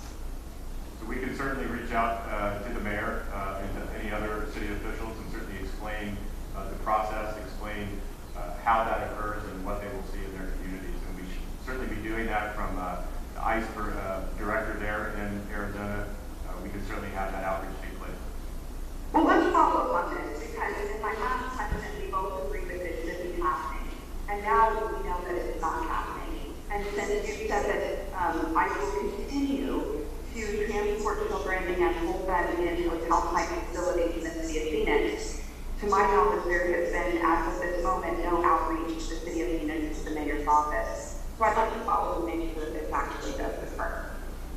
Absolutely. And again, as we do our mission each and every day in transporting individuals between DHS custody, HHS custody, and the like, we do that every day. We'll certainly communicate with mayors and local officials as much as we certainly can. But these are missions that we do day in and day out every single day. Thank you. Mr. Chairman, my time is nearly expired. I do have some additional questions, but also send those to Acting Secretary Wolf. And again, I thank you for holding this hearing today and for the accommodation to allow for remote participation. I appreciate it. I yield back my time. Thanks, Senator Sinema. Mr. Secretary, again, thank you for appearing here. As is often the case, when I reserve my time in terms of questioning, allows the other senator to ask questions, and most of those questions have already been asked, so I won't repeat them. I think there's just kind of one area that I do want to explore a little bit with you, and it really is the makeup of the riders. I know Senator Peters, number of the folks on the other side of the aisle were making a statement in terms of white supremacy, which I think we all acknowledge is a growing problem, and one that I know the department's not ignoring. This committee certainly isn't as well. Do you have any kind of intelligence in terms of the rioters? First of all, is it a coordinated effort? Are you seeing coordination between, some organization and different riots in different cities, or is this just locally spawned, potentially inspired by more of the national movement? What are we finding out in terms of what's causing all this? So I'll talk specifically about Portland. What we do see in Portland, or what we saw over that 60-day period, was some organization to how they attacked the federal courthouse. And that was just there locally, so I'm not talking about any coordination with other cities. But specifically, how they approached the courthouse, the tactics that they used, it was clear that they were trained. It was clear that there was some organization involved there, and it wasn't just this natural outgrowth of, for them to arrive there at 2 a.m. with weapons in hand. Okay, so there's signs of organization. You've been able to, with investigation techniques, that type of thing, determine who is organizing? Yeah, so our Homeland Security investigators are working with specifically the FBI and DOJ. They have a number of cases open specifically regarding Portland. And I think what we're going to see over the course of the next 30 days to a month, you're going to see a lot more activity coming out of the Department of Justice and charging individuals. So again, you just spoke about Portland, but there are riots, and very destructive riots, all over the country in a number of different cities. Right. Without revealing the final findings of the investigations, which obviously you're not ready to do, right, are you finding organizing groups? Are you finding commonality in terms of what's happening? Overall, we are in individual cities. I do not see, or I haven't seen the intelligence that they're coordinating across multiple cities all at the same time. But what we do see, and I've said it time and time again, violent criminals, violent opportunists. These are individuals that perhaps don't have an ideology, but are taking advantage of an environment, specifically in Portland, that for 60 days you could show up and you could do any type of violent things to a courthouse, and then you could leave and no repercussions. So violent opportunists. We also see violent anarchists, specifically trying to burn down a courthouse. We see Antifa on social media promulgating and inspiring others to do more violence in Portland, organizing. So there's certainly the Antifa. We also see Boogaloo, and the ranking member mentioned it. That has been attributed there in Portland as well. So we see a number of violent extremists and ideology that is occurring. And what's dangerous about Portland is they have fostered this environment that you can show up, you can do any number of dangerous and criminal acts with no consequence to you. And that's why they showed up night after night on the 30th, 40th, 50th, and 60th night, because they know for the vast majority, until DHS started arresting people, that there was no consequence. So of the people you've arrested, might be the best in terms of gathering intelligence of what's causing this. My guess, we talked about white supremacy, we talked about Antifa. That's the full spectrum of political ideology. Are you finding the full spectrum? Is there a majority, one side versus the other? Are anarchists, do they have ideology, or are they just simply anarchists for the sake of being an anarchist? So of the arrests that we've made, it's been almost 199 different federal arrests. We're seeing all of the above that you mentioned and I have mentioned as well. What we are also seeing is that these individuals are trained not to talk to law enforcement. So as soon as they are picked up, as soon as they are arrested, they do not talk to law enforcement. So the intel that we get from them is very, very little. And then obviously we turn it over to the Department of Justice, the U.S. Attorney there, and then that process plays itself out.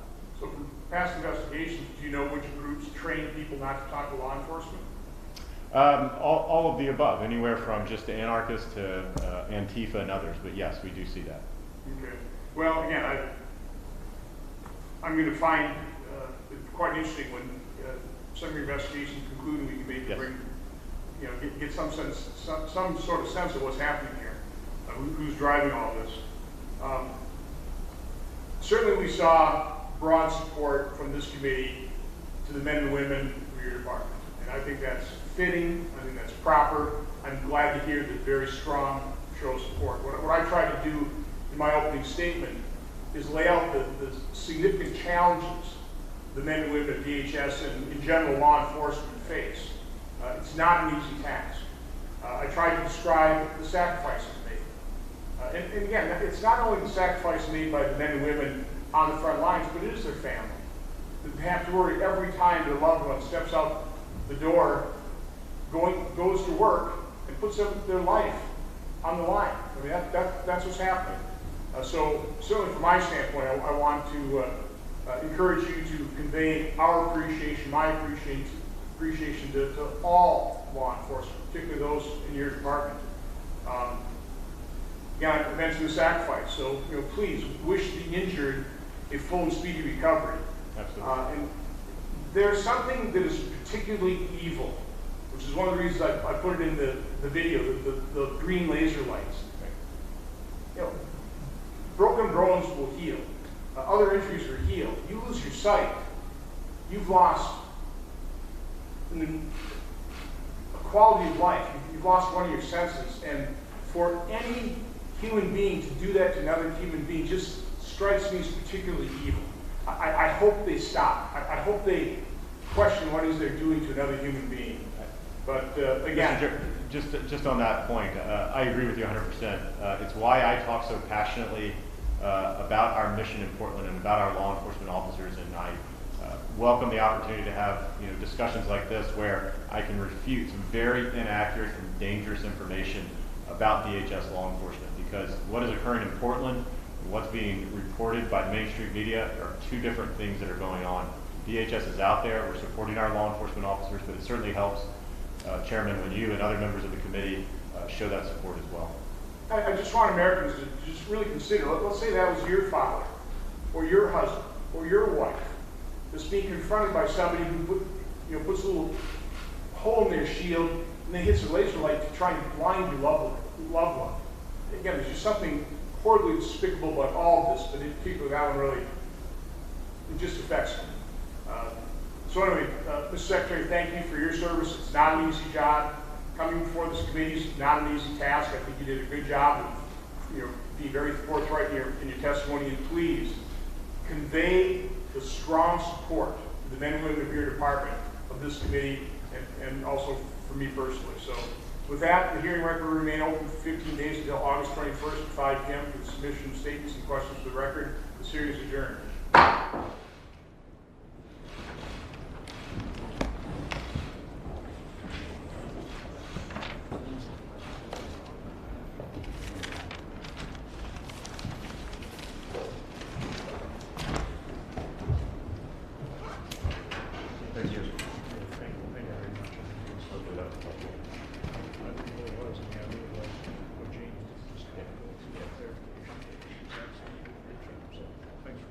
Yeah.